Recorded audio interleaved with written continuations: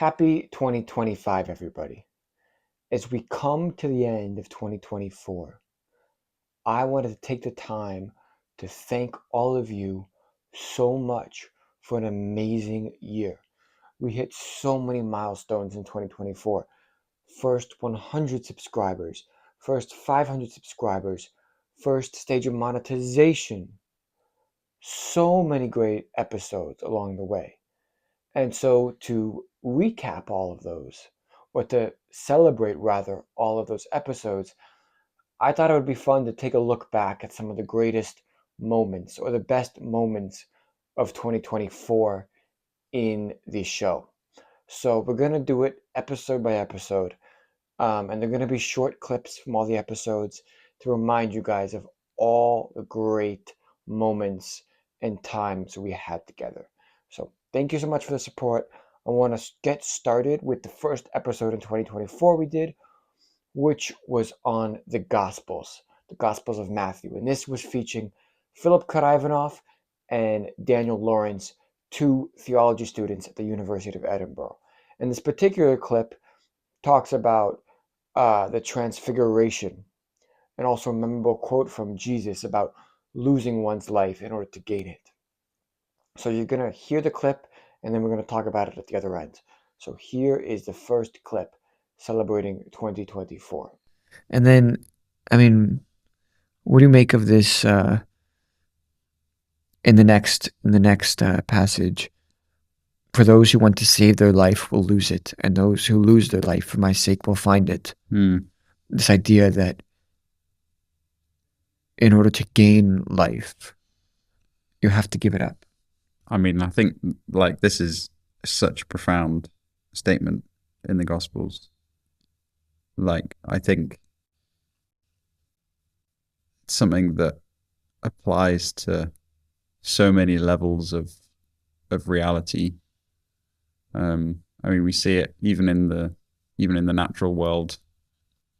You think about how nature works with cycles of plants, animals. If you the requirement of death and of giving yourself up for new life and for gaining what is new. And I guess Jesus is applying this to, on a very personal level, to his disciples, to his followers. You can't gain the world by going after the world, because you'll lose it. So we just had this idea of picking up your cross and heading off somewhere. It's not said where, but you're heading, you're picking up your cross and you're walking with Jesus. And now we have this idea of a mountain, right? And mountains it's not a mountain here, but it's sort of a mountain. And the idea here is, obviously there's a high place, there's a low place, and you're going higher up. So I think everybody sort of sees the symbolism of that. It's like the Moses meeting with God. Yeah, right. The meeting. So the meeting of God has to happen on the mountain. It doesn't happen. He's everywhere, right? He's omnipresent, but it has to happen there, because it makes sense to happen there, right? It's the highest place. It's the closest to the sky, right? So he goes up. He goes up there, and then the transfiguration happens, where God kind of shows up, I guess, or there's this confirmation. So one tradition has it that what you think, Jesus, I think everybody in the Christian worldview sort of sees Jesus as showing what humanity should be, what it is and what it should be, right? So here you have this idea that man can be transfigured, right? When he goes up the mountain, right? So you've got this imagery in your head where you're thinking, so far he's just a man, right? We're just seeing him as obviously there's divinity, but there's this idea that he's picking up his cross like we are, and now he's heading up a mountain, and then he's being transfigured, he's being changed, actively changed, in conjunction with it would later become known as grace, right? God's grace, or his action in the world. So that's what I have immediately, just the symbolism of it and the relationship of what happens here to the relationship of what happens with humanity in general. Yeah, I think that kind of links into something that I found about the that verse 4, Peter says to Jesus, "Lord, it is good for us to be here. If you wish, I will put up 3 shelters, one for you, one for Moses, one for Elijah," which, I don't know, seems like a very weird thing to say in the moment. Like they're on the mountain and Jesus is being transfigured, and Peter's like, "I'm going to build some shelters." Like, it seems really strange. But I think the context of this is that it's during the Feast of Tabernacles, which is when they would have made shelters in as part of the feast. It's also called the Feast of Tabernacles. Or did I say that? Yeah. So it's the idea of the tabernacle, obviously in the Old Testament, was the place where God dwelt. His presence was in the Holy of Holies inside the tabernacle, which was then became the temple. And Peter's still got this mindset of like, oh, something holy, something great has to be contained within this shelter, within this tabernacle. And what he doesn't realize is that that was like the previous expression of God's glory and God's presence. Whereas now in the Transfiguration, we have like the full picture, which is in Christ, in Jesus. We have the full glory of God, who's not constrained by this little tabernacle that Peter wants to give them. So I think that's just amazing. Yeah, I actually, I would agree with that, and I think that goes again to the point that I was making, which is maybe not like as recognized by some, but because obviously this is a sign of divinity. I mean, I'm not saying it's not a sign of divinity, but it's also supposed to be a sign of humanity. Yeah. And I think what you just said kind of goes with that, right? Yeah. Because the idea is that it's not restricted. Because Peter's initial reaction is, okay, yeah, you're the divine one. Yeah. Let me immediately confine the place like we used to, right? But it's like, no, I'm also the human one, right? Yeah. And this can happen to you, right? You can have this experience as well. So there's this sort of universality that's going on. Yeah. All right, so that was a wonderful episode on the Gospels. Now, shifting gears, we're going to focus on a discussion I had with William Hamilton, which was celebrating our 100 subscribers. And this discussion was on a range of topics from AI to dating to stolen marbles to education, etc. But this particular clip is going to focus on education, and particularly the relationship between education and YouTube. Take a look.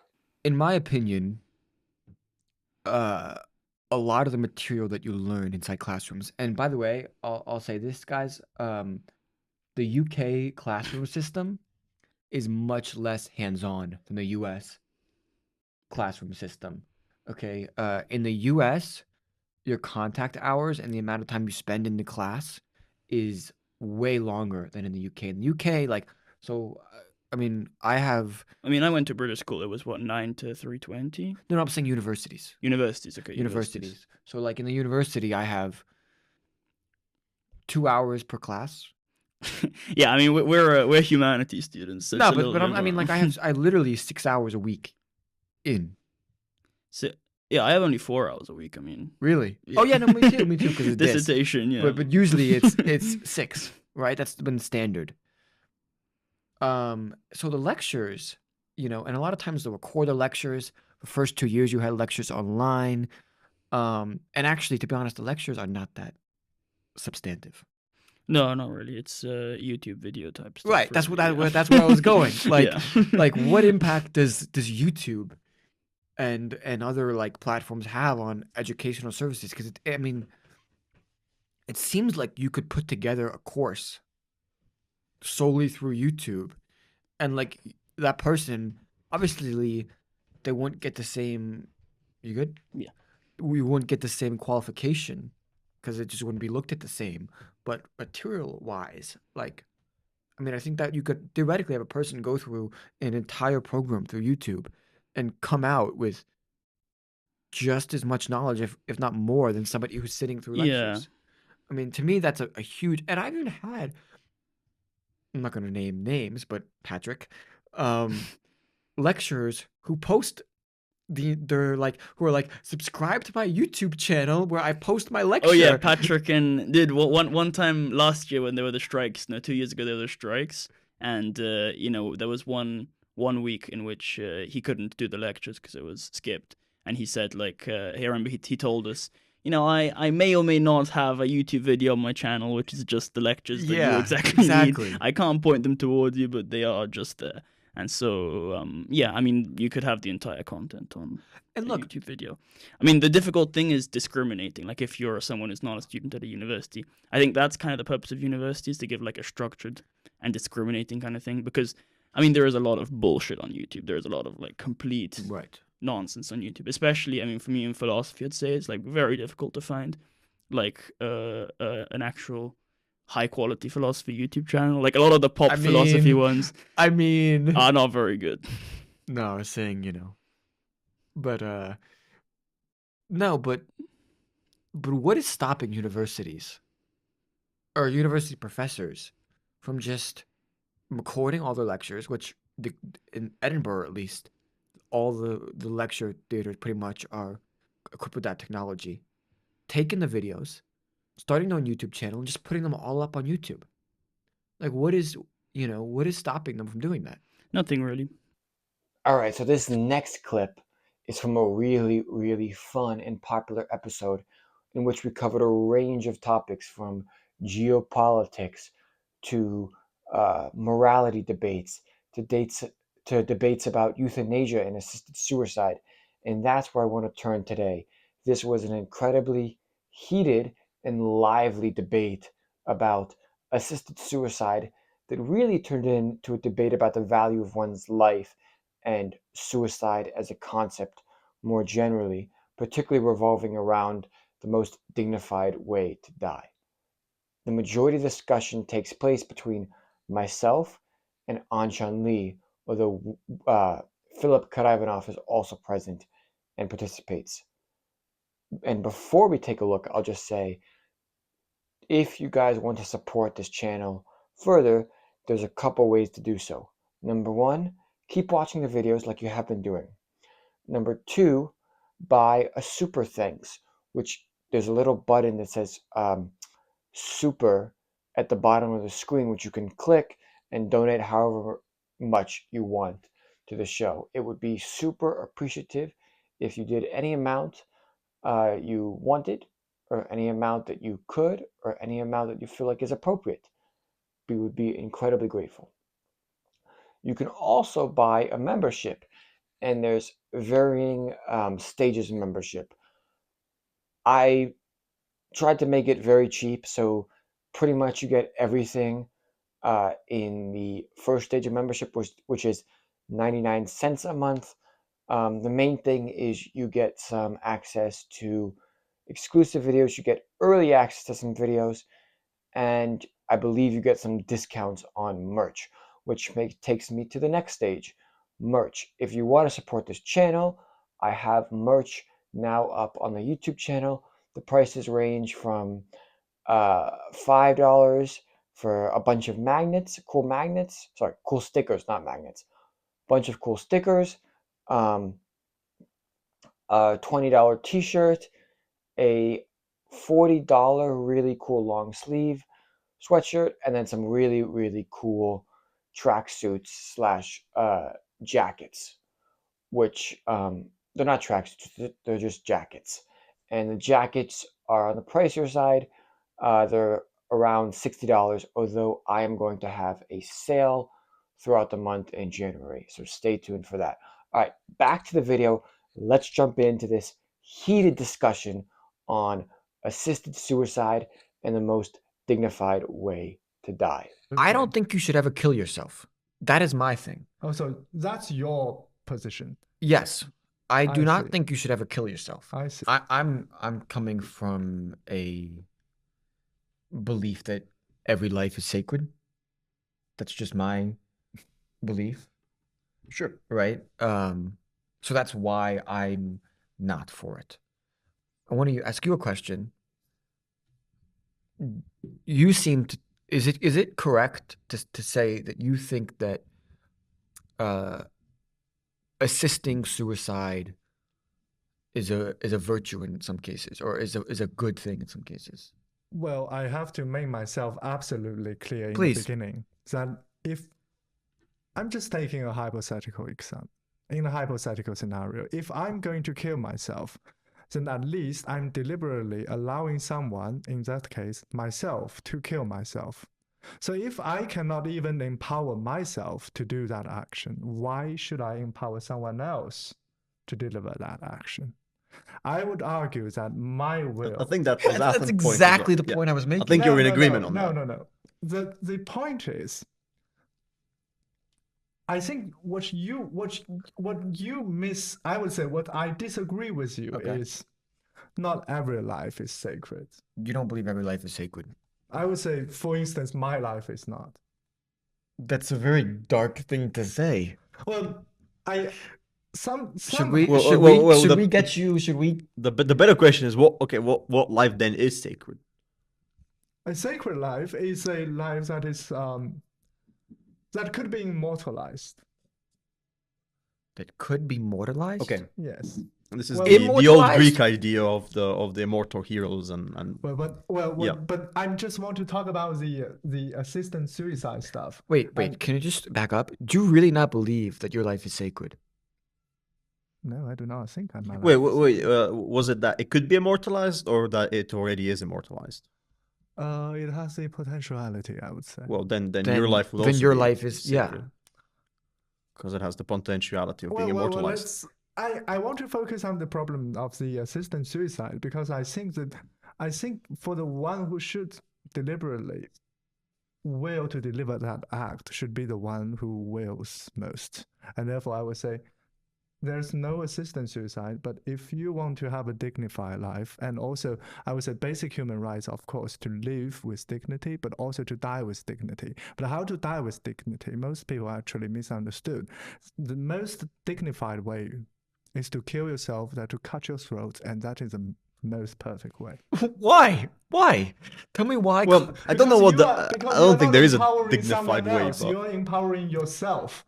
And if you even cannot empower yourself, why do you want to put your belief and your trust on someone else? No, but you said that killing yourself is the most dignified way of dying. Yes. Why?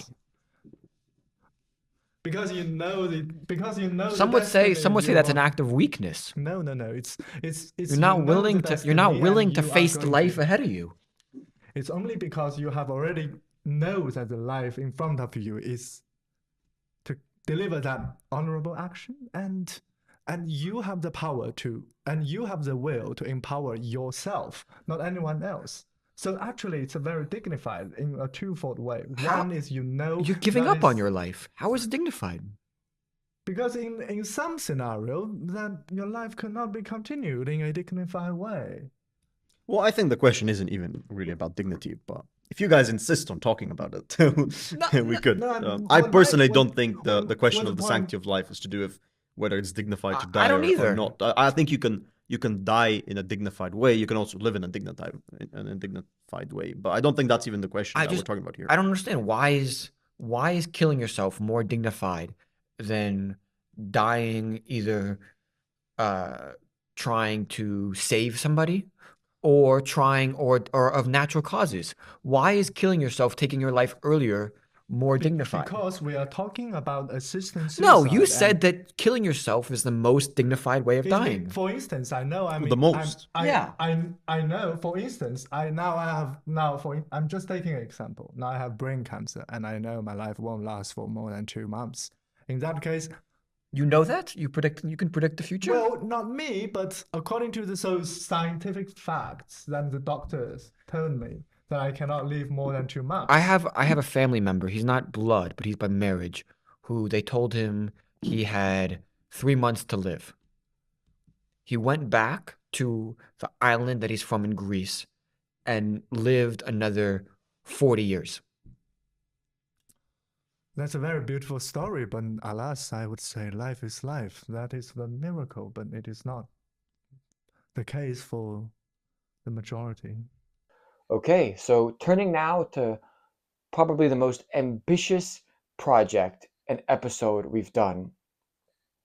This was part of a 3-hour live podcast discussion that myself and my former co-host from the New Agora and fellow philosophy student and very intelligent man, Matthew Brown, co-organized with 2 historians on the Middle East. This event took a ton of work and a ton of planning, and I think both of us were exhausted by the end of it. And you know, it finally came together. We didn't think it was going to happen.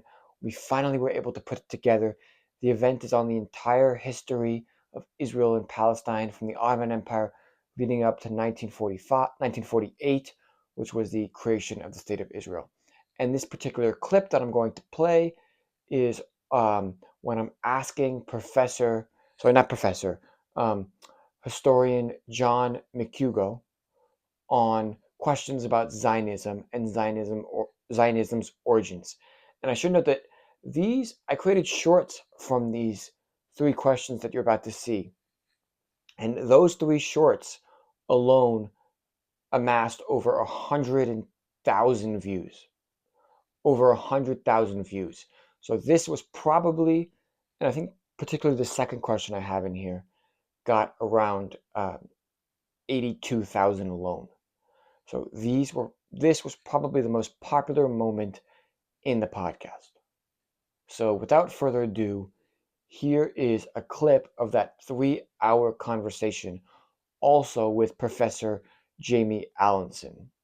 So here it is. So Theodor Herzl is considered the father of political Zionism, correct?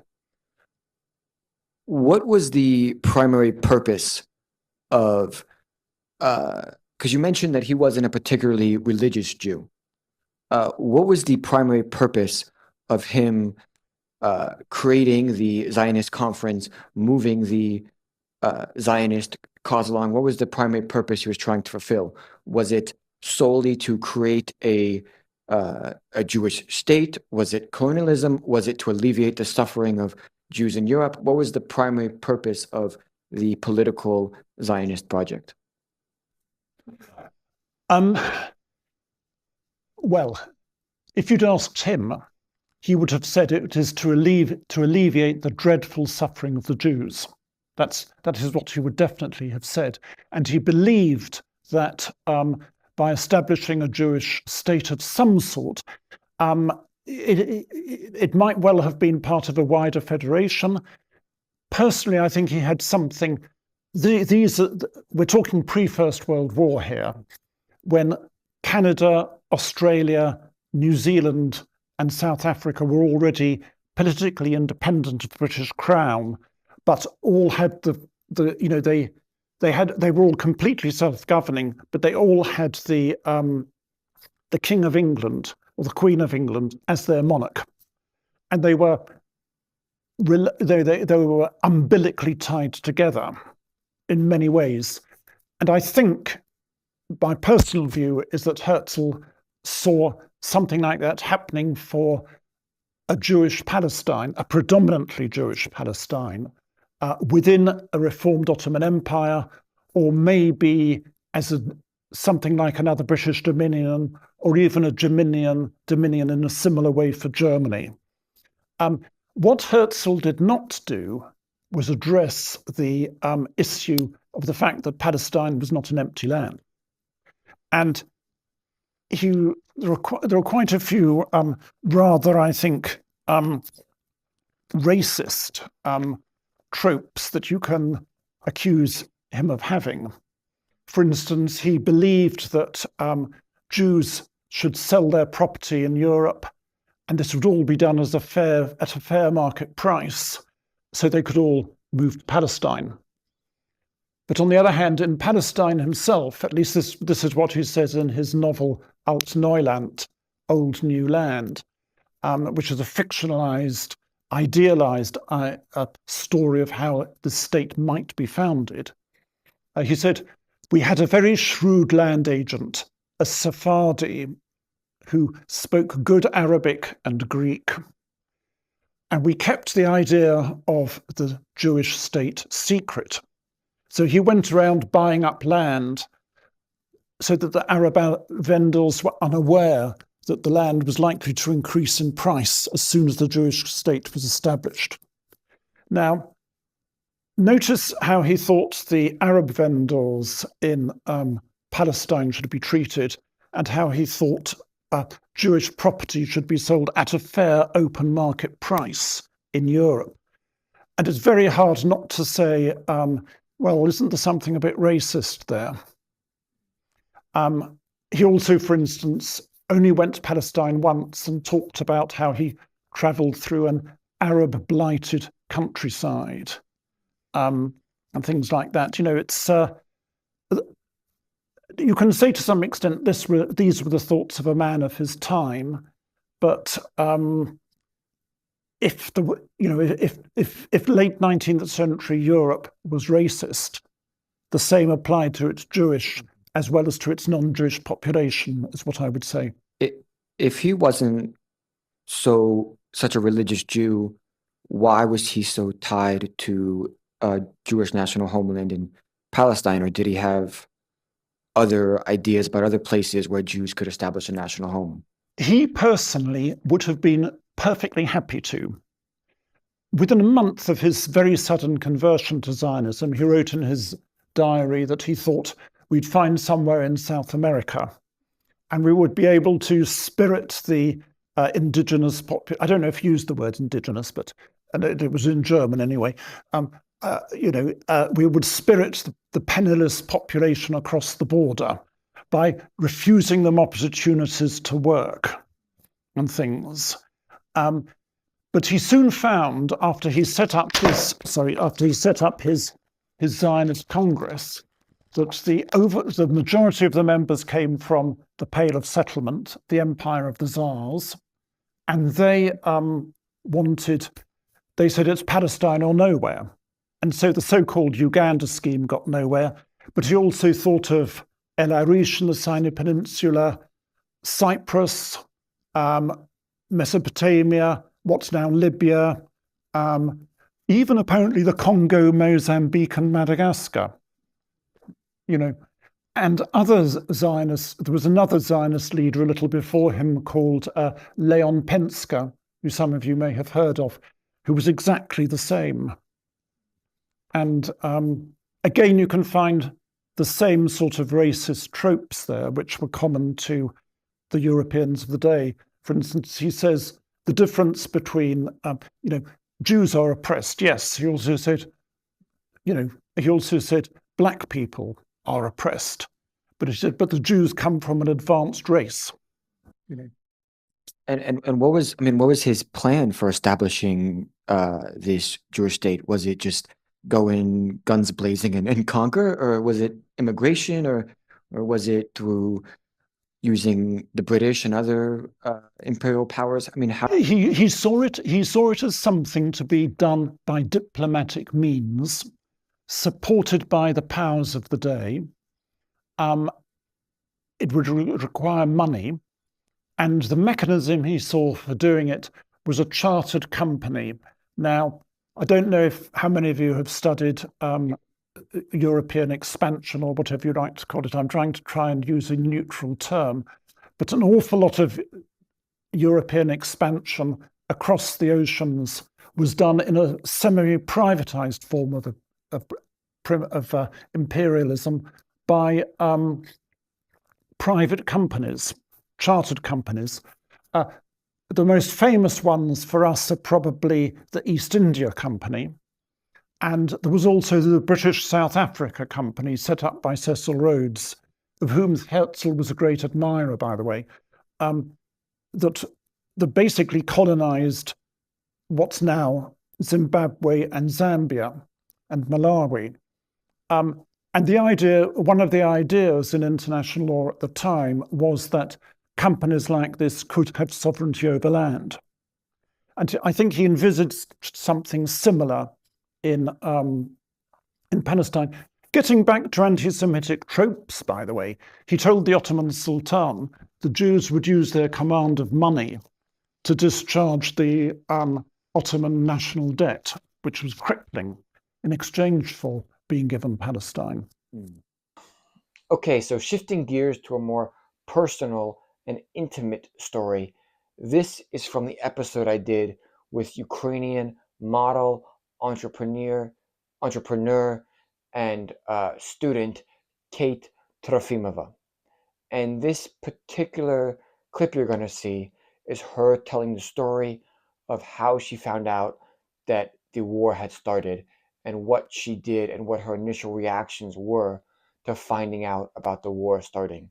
She takes you through the bombs flying that she could hear very close to her house and huddling in a bathroom and what the psychological state what her psychological state was now thinking about the war, but also then. It was incredibly riveting and emotional and profound, and I'm going to play part of that right now.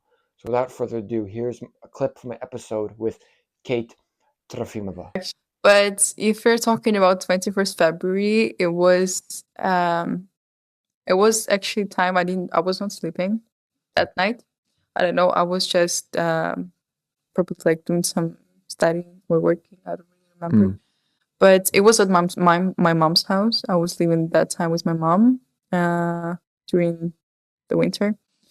And like I was the first one who heard it. Like just some very weird sounds because my How did you get notified? I mean, was it the TV? Was it a no, it's just siren? sound. I didn't watch TV. It's just the sound you hear. Like it's just like my mom lives not far from the airport. There is Okay. 2 airports in Kiev. One is like sort of not that far from city. Another one is far from city. My mom lives near the one that is not far from city, or at least used to live. And I was staying there. So what are the first things people are trying to destroy is like airports. Yeah. So this is where you hear So it. you hear like the bomb. Yeah, you hear like a huge like sound of something is fucking going on. Sorry, you're gonna beep it, but like you don't really. We're uncensored. Okay, we are uncensored, but this is just crazy. You don't understand what's going on, and you're Yeah. like, I was going to my mom like, is it okay? And it happens often, or like did something going on? Yeah. And then she was like, what? And then like we woke up and like we had just opened the news and we were like, the war started. And this was at 5 in the morning. Yeah, 5, 6 o'clock in the morning. Well, it actually started at like 4, but I heard it at 5. So I mean, do you remember what was kind of the initial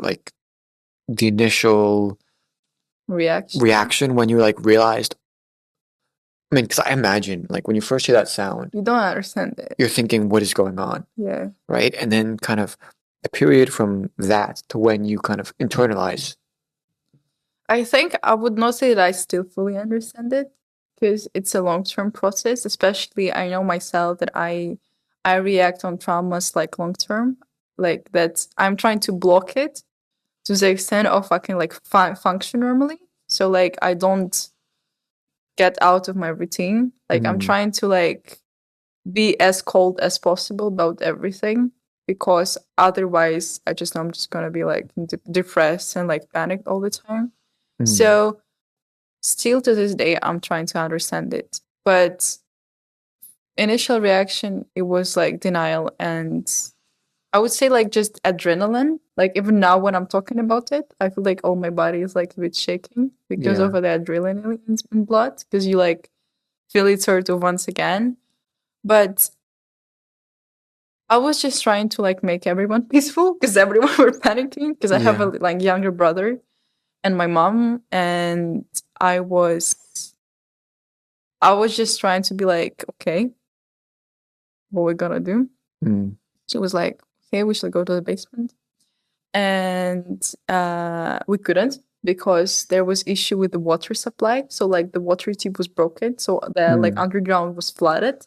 So we couldn't go to the underground. So we were like in the bathroom, just like in the like huge bathroom where you can like stay and try to be like protected. And we were just reading the news. Yeah. And for like first couple of days that was happening.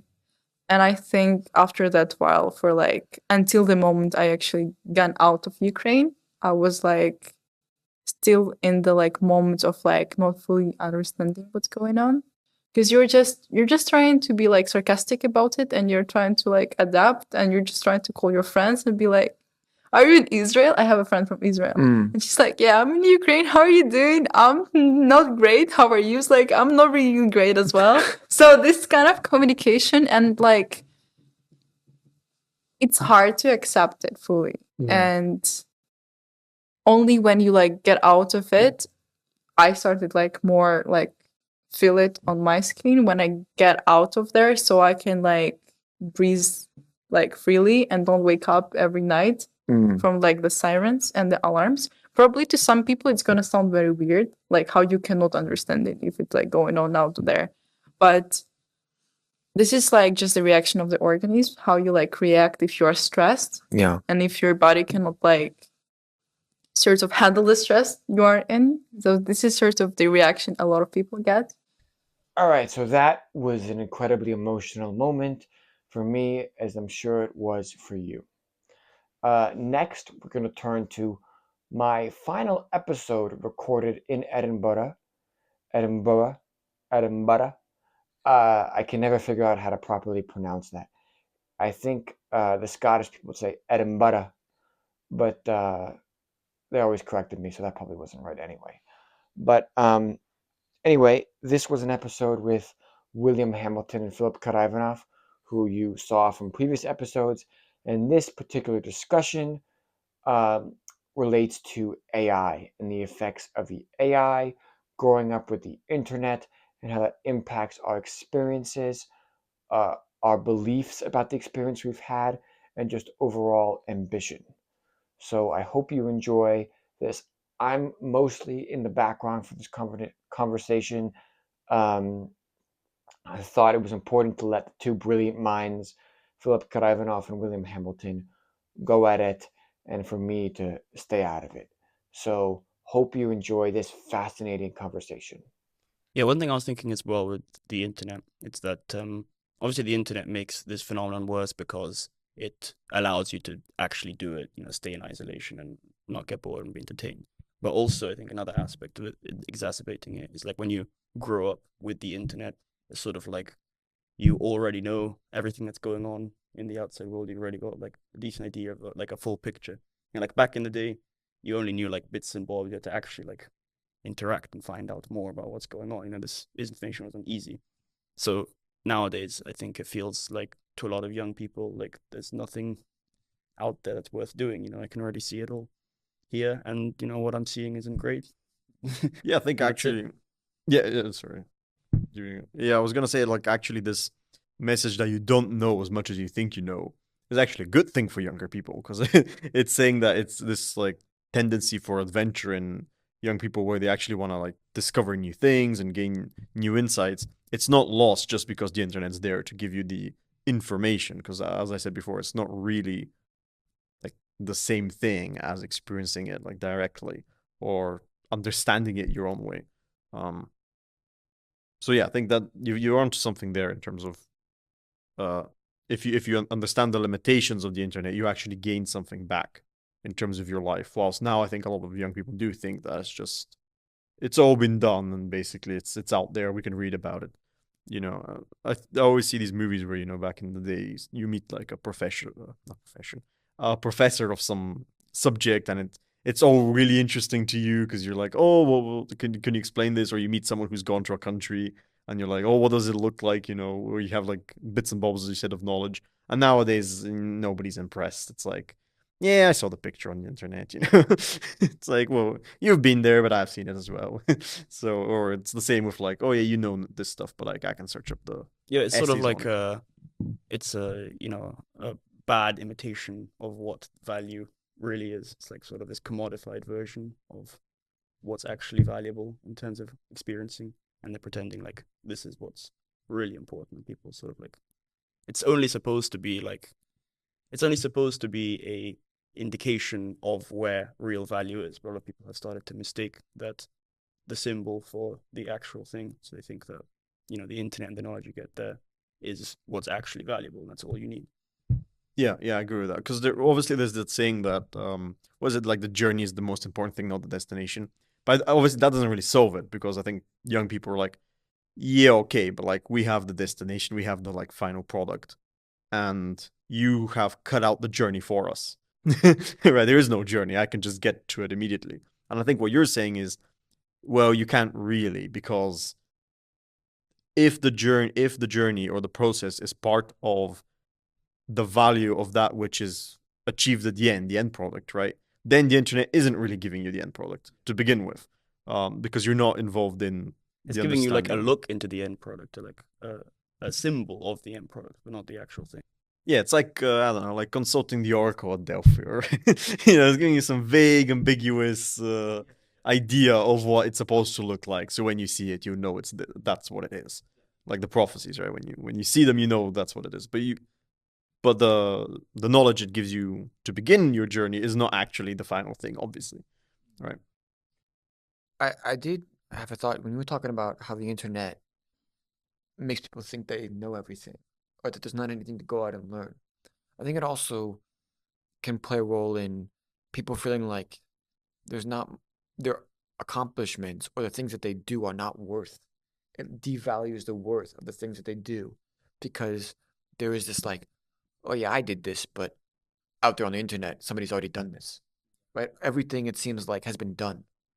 So when you actually do something or reach an achievement, you can instantly compare yourself to thousands and thousands of other people that have done something more, or gone a step further. And it's very hard. You hear this all the time. Don't compare yourself to others, but compare yourself to yourself, right? Measure your accomplishments not by what others have done, but what you have done. But that's incredibly difficult when you have access to what everybody else has done en masse. But the thing is, then what everyone else has done, it's all like always exaggerations, aggrandizations. It's always like they're trying to present like. Actually, this got me. The Northern Lights were in Edinburgh recently, and I was annoyed I didn't get to see them recently. And I didn't see them either. I saw all these crazy pictures of people who had seen them, and there was like all the green lights and purple lights, and I was like, whoa, that was actually there, and I missed it. I was very annoyed.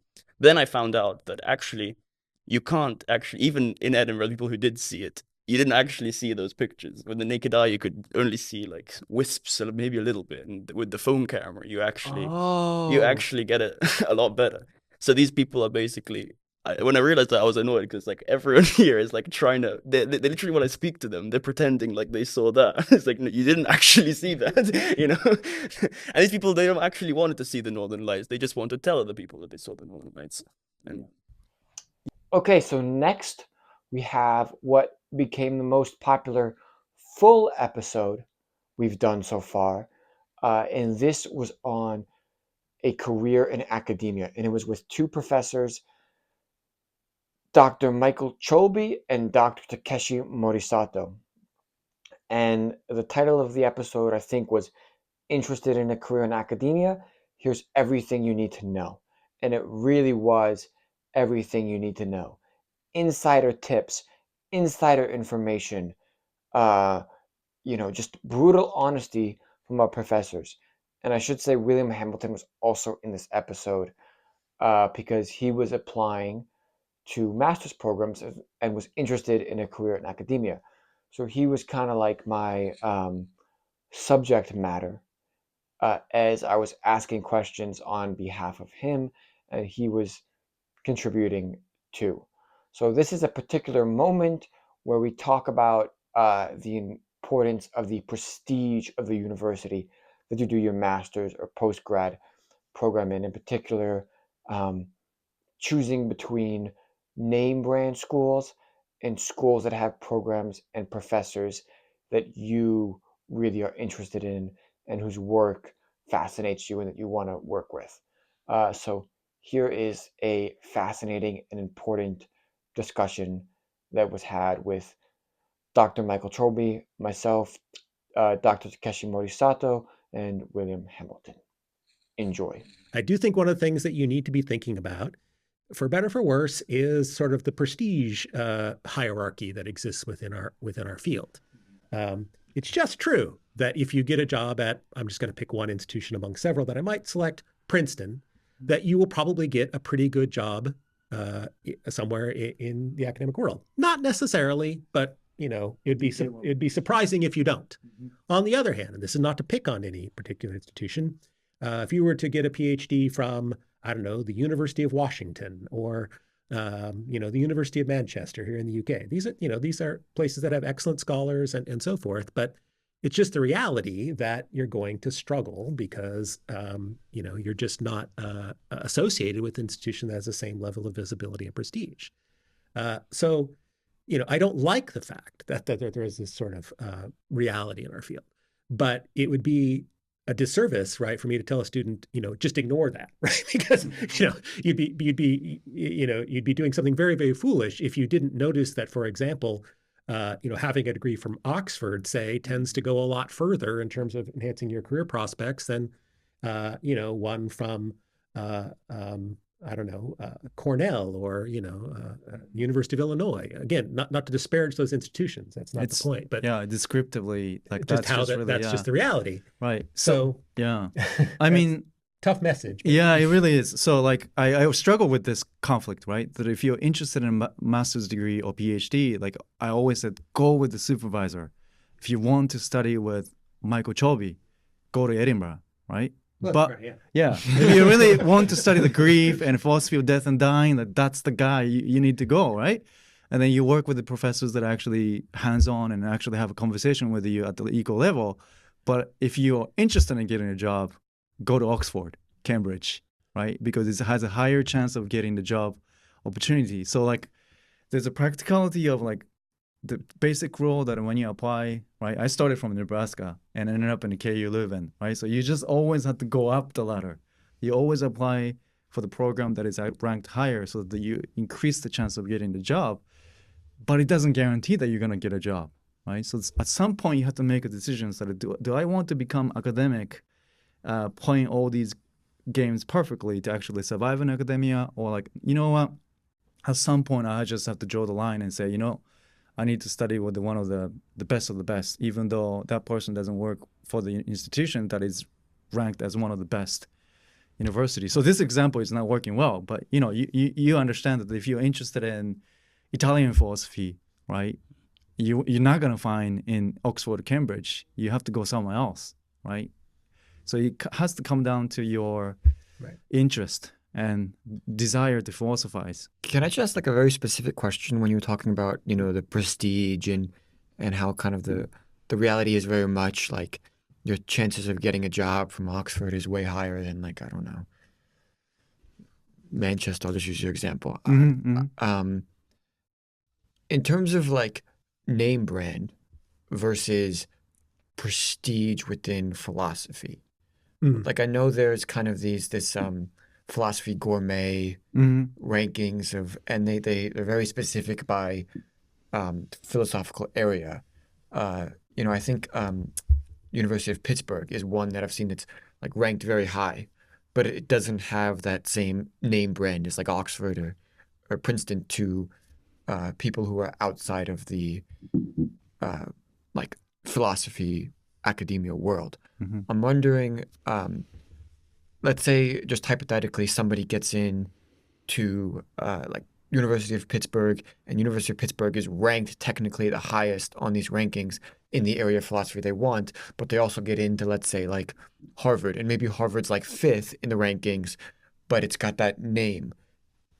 Should you care more about, in terms of the prospects of getting a job, should you care more about the name or like the actual way that the program is regarded in terms of like quote unquote rankings?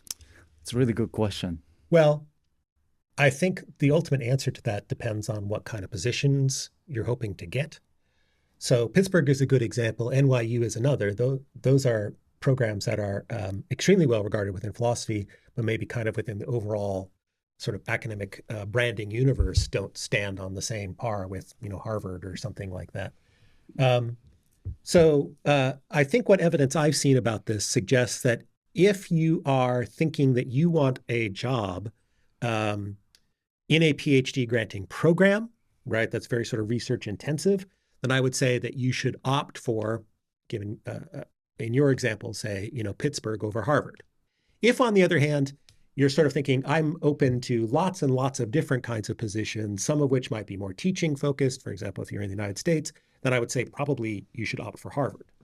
And the reason for this is that, the people who make the decisions about who gets which jobs, yes, they're the relevant faculty at those institutions, but they're also administrators, right? And administrators are often perhaps more impressed, right? Because they're not just as up to date or in the know about what's going on in all these different academic disciplines. They're likely to be a little bit more impressed by saying, well, we hired such and such from Harvard, then we hired such and such from Pittsburgh, even though the philosopher might sort of say, well, we like Pittsburgh a little better, maybe, right?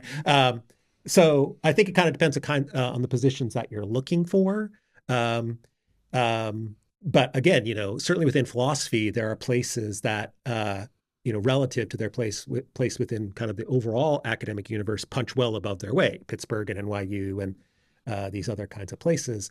And they certainly, you certainly shouldn't rule those places out, right? Simply by virtue of the fact that, they may not be quite as impressive to a dean or to, somebody who's outside of our profession.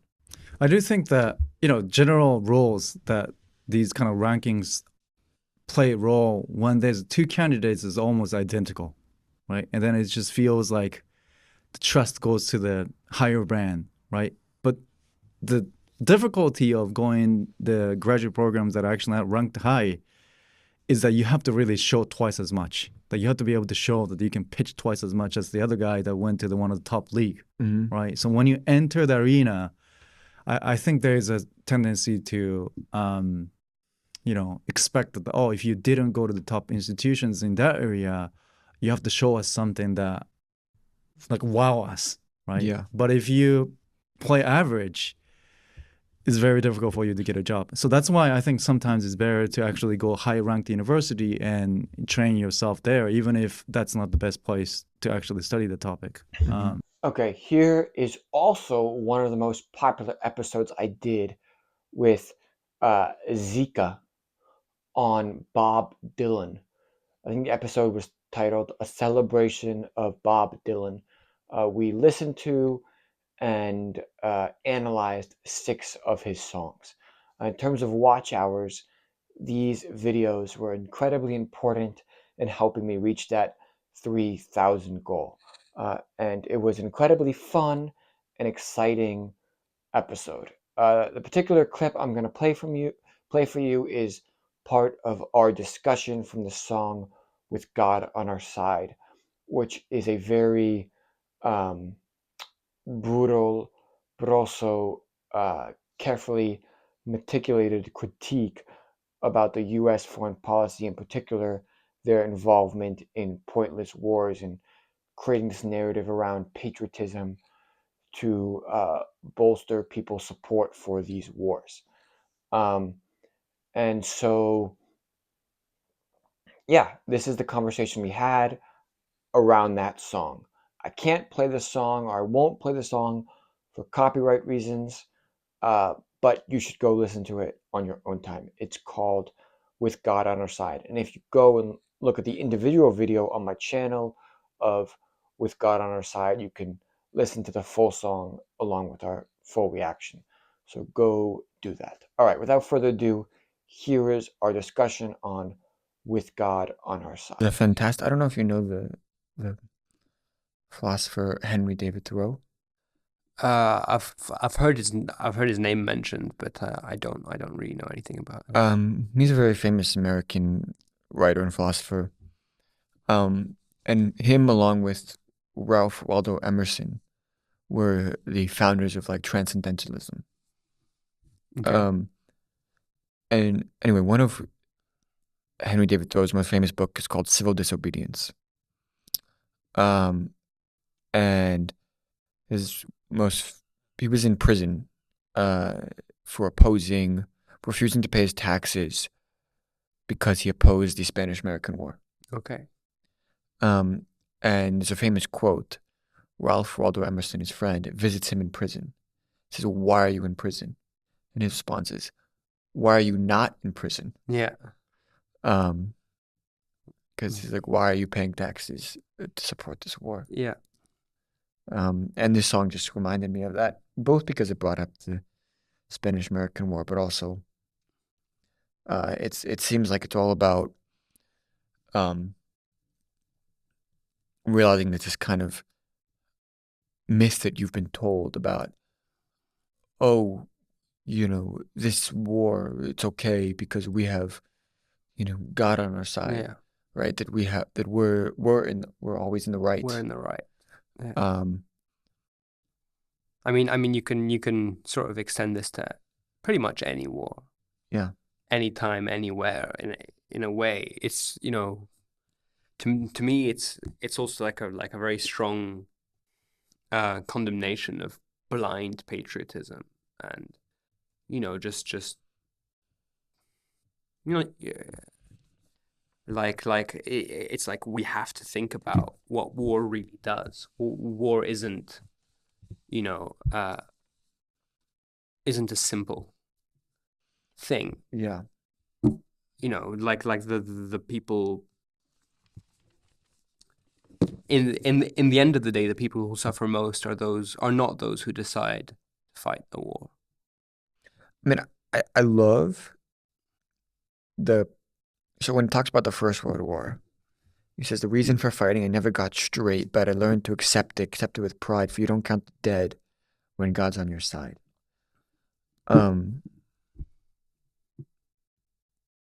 Now, obviously, they were fighting Germans for the most part in the First World War. Then he comes, and the Second World War came to an end. We forgave the Germans, and we were friends. Though they murdered 6 million in the ovens they fried, the Germans now too have God on their side. Yeah. To me, those two verses are really powerful. Yeah. Because when we're talking about the First World War, he's like, I don't really know why we were engaged in this, but we were gung ho about it, and it was okay because we had God on our side. And then Second World War, which I think arguably, right, if you're gonna pick any war for the U.S. to get involved in, regardless, I'm not talking about how they did it, right? But arguably, right, if you're gonna say, okay, there's one instance where it's like, okay, probably we should get involved here. Yeah. Your best answer would be World War II. Yeah. To stop Hitler and the Nazis. Yeah. I mean that's the classic kind of like good against evil example. Right. But it's funny because he doesn't. What he says here is, given that, he says, but we forgave the Germans and we were their friends, even though they murdered 6 million. Yeah. And the ovens they fried, and now the Germans too have God on their side. So it's like, okay, in this previous instances, it's like, oh, great, just kill as many as you want, but we're not really clear on the motive. Yeah. And then here in this one, where arguably the motive is like, it's like, oh yeah, but it's okay because now the Germans are our friends. And yeah. I mean, it just like shows like how cynical the whole story is. There's this actually just reminded me of a quote from Borges, who was an Argentinian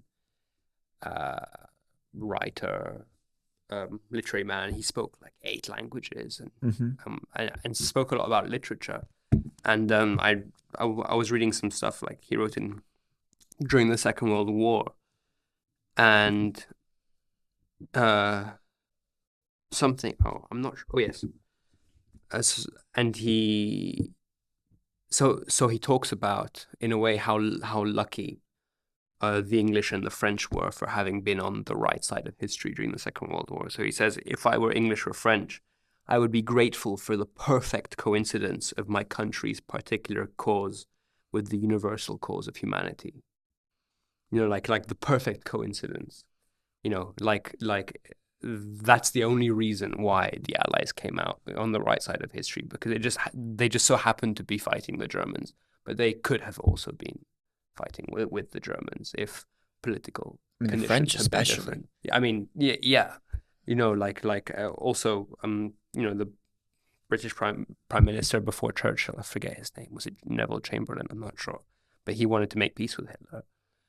So, this is all quite intense. All right, so this is a video I did with my good friend Tristan Solacito, and the episode was on the movie Chariots of Fire.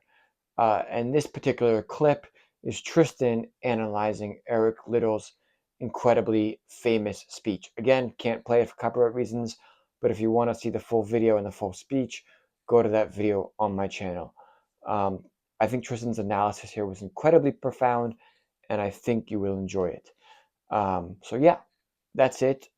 Gonna let it play and then come back soon. The power comes from within, right? Faith comes from within. And racing, like you said, takes energy of the soul, fierce power, fierce focus. The one thing it doesn't really require, as somebody who's run before, is thinking, thought, analysis, right? In the heat of the race, you're not really doing any thinking. You're not really making any decisions. You're just sort of trusting your preparation, your legs, and in terms of faith, your heart, right? So what this reminds me of, literally, I kid you not, on my way here, I left my house and I walked here. I walked outside and it smelled like rain. Is that amusing? Okay. No, go ahead. And I look up and it's cloudy. But not raining. And I thought of, I think, what is it, Matthew 5? When right after the Beatitudes, when Jesus says, if the sky looks red and overcast, like, it gonna rain. Like, it's like, you don't have to, necessarily be a weatherman or look at the weather report. Like, if you feel like it's gonna rain, it's probably gonna rain. Mm-hmm. And then 3 seconds later, as I'm walking down my street, it starts raining. So what this reminds me of is it's the preparation in running, for example, that really makes or breaks your career, right? It's, while in the 10 or 11 seconds or 9 seconds that you're running a 100-meter dash, let's say, right? What really makes or breaks your time is your eating regimen leading up to the race, right? How much you slept, how stressed or unstressed you are. It's all of the preparation, which is similar when you think of faith or God's will, right? If I'm going to sort of execute God's will correctly or appropriately, that doesn't always mean making the right decision in the moment. It means preparing yourself in the best way, being in tune with the word of God, the word of Jesus, and then letting your heart sort of carry you through those moments, the moments of truth, which is a parallel to, let's say, a race, without having to really think about it. Those are the people who are really in tune with God's will, because we're never going to know all the right answers, right? But what we can do is prepare ourselves for those moments. And then in the moments, it's not a matter of selecting the right choice. It's feeling it from within, just like you do in a race. All right, so this next one was an episode I did over Zoom with Marco Garcia on the historic Mexican election taking place this year, in which Mexico elected the first female president, or its first female president, Claudia Sheinbaum. However, this particular clip is about the opposition candidate, Xochitl Galvez, something like that. I should have got the name before I made this announcement, but it's in the video and I say it immediately. I think it's Xochitl Galvez. Anyway, it's about her fascinating campaign, her fascinating rise, and where she lies within the where her political compass lies. I think it's really interesting, especially if we think about the future of Mexican politics and if she is a future force to be dealt with in later Mexican elections. So I think it's really fascinating, and Marco's analysis is also just, perfecto. So without further ado, Here is a clip from that episode with Marco Garcia. Where does Galvez lie? Where does her party lie on the political spectrum? Is she also left, or is she fall more on the conservative side of things? That's a fantastic question, and one that Mexican analysts are still trying to figure out. Xochitl Galvez, her becoming a presidential candidate was very unlikely. So her story is remarkable. An indigenous woman from a very poor background, had a very abusive alcoholic father who hit her and her mother. She left on her scholarship to go study university, in Mexico City, made something of herself, became a very successful entrepreneur, which then launched her political career. And up until the election, she was a very well-known senator in Mexico. And what made her well-known is that she had no affiliation to a political party. So because, like I said, Mexican politics right now are so polarized, a lot of people are now trying to sort of move away from parties and center more on people, which is something that Xochitl did. So when the parties were doing the primaries for their parties, for their candidates, Xochitl wasn't a viable option because she didn't have a candidate, and it was civil society who demanded that she be on the ballot. That forced the parties, the three coalition parties, to sort of take them under their arm and sponsor her campaign. Now, that has given her the platform that she needs to run a successful presidential campaign. But at the same time, now people associate the bad policies of the past with her because she's now part of those parties. Even though on paper she's not militant to any of those parties, people now, and that's something that, for example, Morena and Sheinbaum have been trying to capitalize on, saying, oh, she is the party of all the awful policies that have been going on in the past that we've been trying to overcome. So Xochitl is in a bit of an awkward position because she has to defend her own ideals, but at the same time, thread a careful line and not piss off the parties too much. So overall, I'm going to say she's center right. So very pro-business, very small government, giving tax breaks to people so they can really launch their businesses. Socially, on some issues, for example, she's quite left-wing as well. Pro-LGBT rights, which are now enshrined in the Constitution, so she wouldn't be able to change that anyways. On very pro-feminist causes, very pro the environment, as I just mentioned. But at least fiscally, I would say she's slightly more center-right. But again, that is yet to be seen considering how unique her position is. All right, 2 more videos to go, but this one is from an episode with Zura Balanchivadze on the ever-important Georgian election that took place this year, which essentially was a referendum on Georgia's direction, whether it goes closer to the EU or whether it goes closer to Russia and the quote-unquote East or Eurasia. Ultimately, the anti-West party won, although there's some question about its legitimacy. Nonetheless, that's not what this particular clip is going to be about. Instead, this clip is about the fascinating character of Georgia's female president, who was initially aligned with the ruling party, Georgian Dream, but later split. And she has a very pro-EU stance, and Georgian Dream, the ruling party, as I mentioned, has an anti or moving away from EU stance. So without further ado, let me play the video.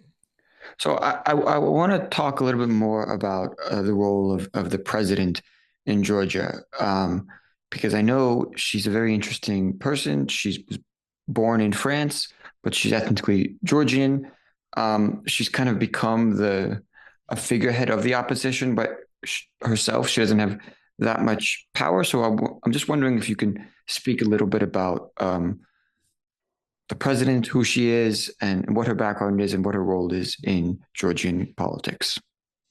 Yes, it's a quite interesting case because the politician, the governmental politician that has less power than prime minister and the head of parliament is now the most appreciated politician in the country. Really, the most appreciated politician by the society, the country, is this person. And it's quite interesting why.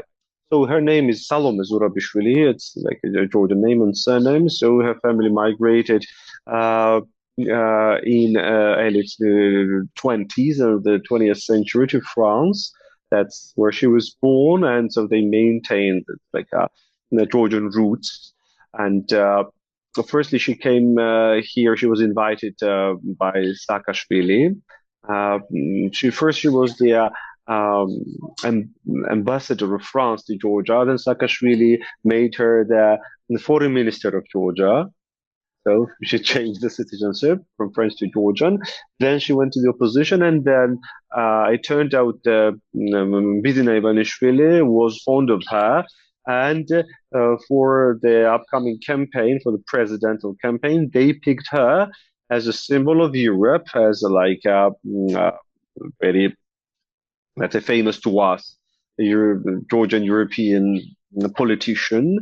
And in 2016 and 2018, sorry.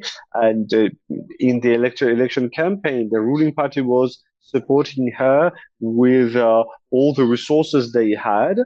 And let's say the ruling party made her win the election. And these videos are still available on Facebook and all the social media, how the ruling party is praising her for being who she is, and she's the hope for Georgia, she's the European dream of Georgia, and something like this. And then, let's say 2020, 2021, and especially 2022, when Georgian government started to detach from the European values and started to blame the West of being trying to, let's say, as they say, interfere into Georgia's domestic business and to pull Georgia into the war. Yeah. So next to Ukraine. So she firmly stepped and said that the government is doing wrong. And this is how it started to break. But she also criticized the opposition because of not being serious, of being, let's say, only election opposition, not the opposition party with its values. So, and also, she also blamed both sides of lack of dialogue between each other. This is what European Union Charles Michel was asking back then, to have a dialogue, at least on something. Yes. And then the government started to criticize her a lot, and later on, she had to speed up. For instance, last year, she had a very powerful speech on the 21st, or the 26th of May. It's Georgia's Independence Day, and President opens it. And it was like full of, the tribunes were full of diplomats and ministers, and everybody was sitting there. The most important day of Georgia's political history is like Independence Day. And that's where she said that for your kids, for your wives, for your relatives, for your husbands, you need United States and European countries. This is where they study, this is where they live, this is where you go to rest. Look at yourself.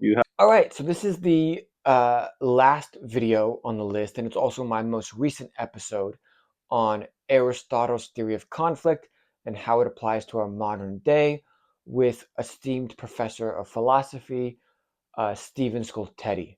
This was a fascinating episode. It garnered tons of views, tons of watch hours, and was just incredibly interesting for me. And a huge thank you to Professor Skoltedi for doing this episode with me.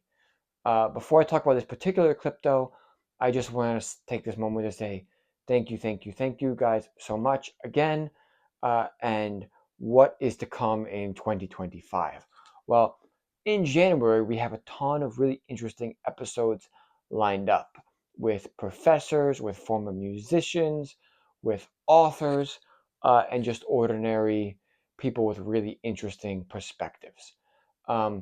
And I am going to continue reaching out to more and more people to build this base. I am expecting, fingers crossed, knock on wood,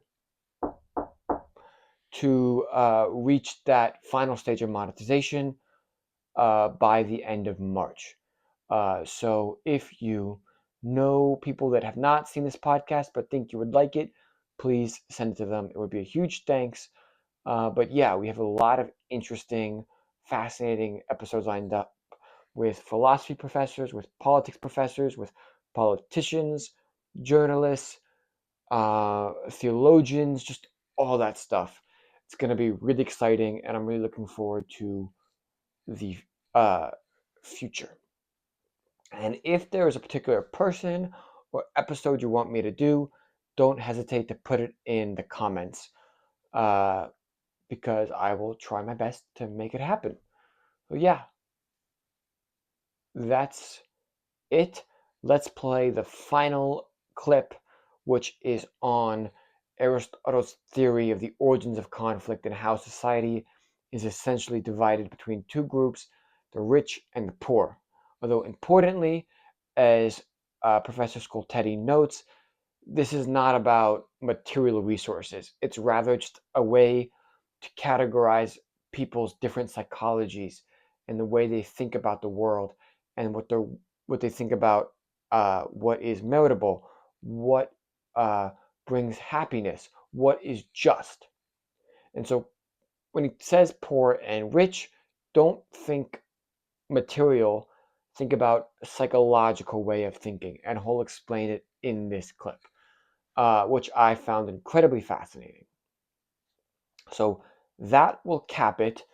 Thank you guys so much to my amazing guests that have been on the show. I'll try to go through them really quickly by memory.